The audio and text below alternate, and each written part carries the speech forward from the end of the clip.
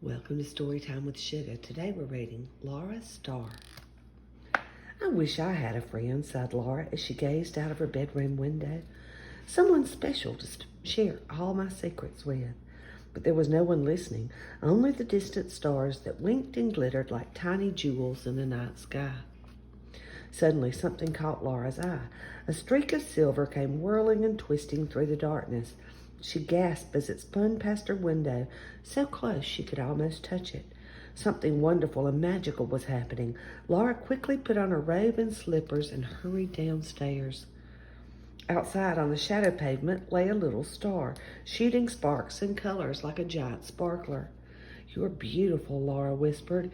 She saw that a point of the star had broken off when it hit the ground. "Don't worry," Laura said as she gently carried it back indoors. "I'll soon make you better, little star." And up in her bedroom, she carefully put it together again. Later, Laura told the little star all her secrets. It seemed to shimmer more brightly than before, as if it understood.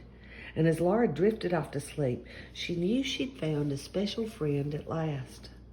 When Laura woke the next morning, the space on her pillow was empty. The little star was gone. Laura was desperate.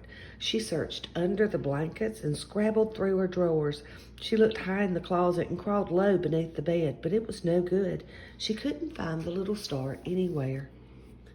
Laura felt cold and empty, as if all the light had drained out of her. Surely the wonderful little star hadn't been only a dream. When Laura came home from the playground, Mom and Dad tried their best to cheer her up. "How about your favorite dessert?" said Dad. "Don't you like my funny hat?" asked Mom. Laura couldn't tell them why she was so sad. They would probably say that the little star was just her imagination.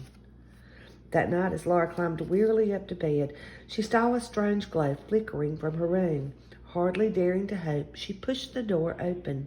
The sudden blaze of light was dazzling. The little star was back just where she'd left it, shining like 1,000 diamonds. At first, Laura could only stand and stare. Then joyfully she ran toward it. "I know what happened," she cried. "Stars only come out at night. You must have been here the whole time and I just couldn't see you. I should have known you wouldn't leave without saying goodbye." Laura and the little star had a wonderful time. They played games and did tricks, and Laura read it her favorite book. But Laura slowly noticed something. The little star began to feel cold in her hand, as if it were fading away. Laura stroked the little star gently with her fingertips as it grew colder still. She felt the longing in it, and suddenly she understood. The little star was homesick and dying. Laura chose her 4 best balloons and carefully tied them to the little star.